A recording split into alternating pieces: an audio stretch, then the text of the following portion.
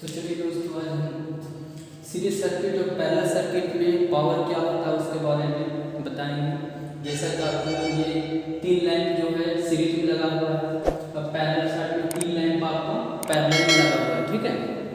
तो देखिए यहाँ से, चूँकि हम लोग पहले सीरीज वाला पढ़ चुके हैं कि सीरीज में टोटल रेजिस्टेंस निकालने का ये फॉर्मूला होता है।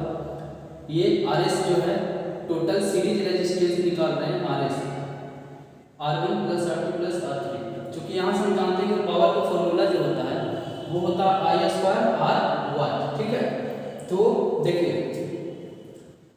दोनों तरफ क्या करेंगे कि दोनों तरफ I² से गुना करेंगे। तो I² से दोनों तरफ गुना करेंगे इसमें सीरीज वाला फॉर्मूला में, तो I² RS = ये टोटल में I² से मल्टीप्लाई हो जाएगा। तो यहाँ आपको I² RS = I² R1 + I² R2 + I² R3। फिर यहाँ से हम लोग यहाँ चलेंगे, यहाँ से देखेंगे क्योंकि P बराबर क्या लिखा हुआ है I² R, ठीक है।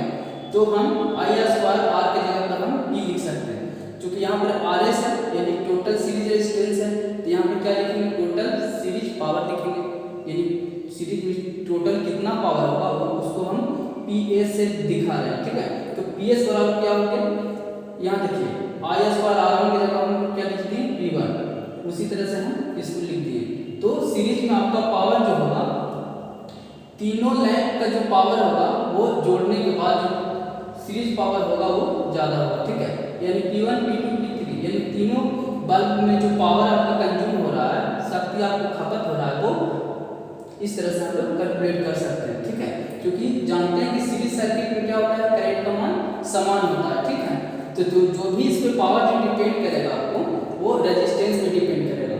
रेजिस्टेंस का पावर अगर ज़्यादा होगा तो रेजिस्टेंस का वैल्यू अगर ज़्यादा होगा तो पावर आपका ज़्यादा होगा, और रेजिस्टेंस की वैल्यू कम होने पर आपका पावर कम खपत होगा, ठीक है।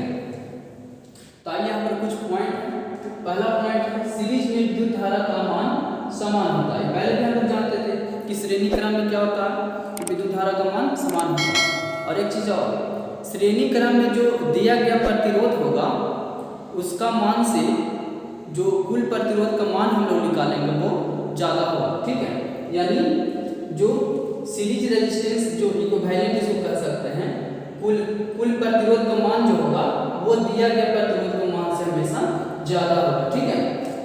यानी RS जो होगा वो दिया गया प्रतिरोध R1 R2 R3 यानी सर्किट में जो भी दिया गया प्रतिरोध होगा वो सारे प्रतिरोध से आपका कुल प्रतिरोध का मान हमेशा बड़ा होगा। चलिए ये सेकेंड पॉइंट है कि सीरीज में कुल शक्ति को हम PS से दिखा रहे हैं, कुल लैंपों में खपत शक्ति से ज़्यादा होगा। यानी ये जो टोटल पावर आएगा वो टोटल लैंप में कंज्यूम पावर के क्या होगा, ज़्यादा होगा। अगला पढ़ते हैं, कम वाट का बल्ब तेज रोशनी देगा यदि दोनों समान वोल्टेज का हो।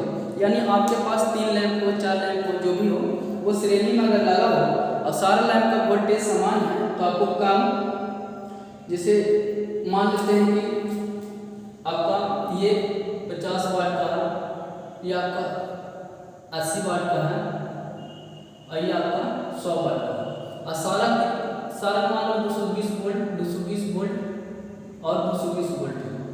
तो सबसे ब्राइट कौन जलेगा, तो लैंप 1, क्योंकि इसका आपका क्या है पावर देख रहे हैं, इसका 50 वाट है, ठीक है। क्योंकि यहाँ से हम बताए हैं कि करंट का मान समान होगा, तो डिपेंड किस पे करेगा, तो रेजिस्टेंस पर। क्योंकि कम पावर है, यहाँ से देखिए कम पावर है तो कम रेजिस्टेंस है तो कम पावर होगा, तो कम रेजिस्टेंस वाला करंट क्या होगा, ज़्यादा चलेगा। अगला देखते हैं पैरेलल सर्किट। तो पैरेलल सर्किट में हम टोटल रेजिस्टेंस निकालने के लिए फॉर्मूला लगाते हैं 1/Rp = 1/R1 + 1/R2 + 1/R3। क्योंकि इसमें 3 लैंप है तो 3 हम लिखे लैंप 1 लैंप 2 लैंप 3, और ये लैंप 1 के लिए इसका रेजिस्टेंस R1 है, लैंप 2 का रेजिस्टेंस R2 है और लैंप 3 का रेजिस्टेंस R3 है, ठीक है। तो यहाँ से पावर कैलकुलेट करेंगे, क्योंकि हम लोग जानते हैं कि पैरेलल सर्किट में वोल्टेज क्या होता है, कांस्टेंट होता है, और करंट क्या होता है वो आपके रेजिस्टेंस पे डिपेंड करता है। यानी हर एक ब्रांच का हर एक ब्रांच में विद्युत धारा का मान अलग अलग होगा। ठीक है, यहाँ से चूंकि पावर बराबर क्या होता है V स्क्वायर बटा R, यानी यहाँ पर देखिए जिस लैंप का रेजिस्टेंस ज्यादा होगा उसका उसमें पावर कम कंज्यूम करेगा। ठीक है, ठीक है, चूंकि उसमें होता क्या है कि आपको करंट कम फ्लो करता है। यहाँ से देख लेंगे हम क्या किए हैं कि दोनों साइड में V स्क्वायर से मल्टीप्लाई कर दिए, तो V स्क्वायर बटा R equal to V square बटा R, इसी तरह से हम लिख दिए हैं।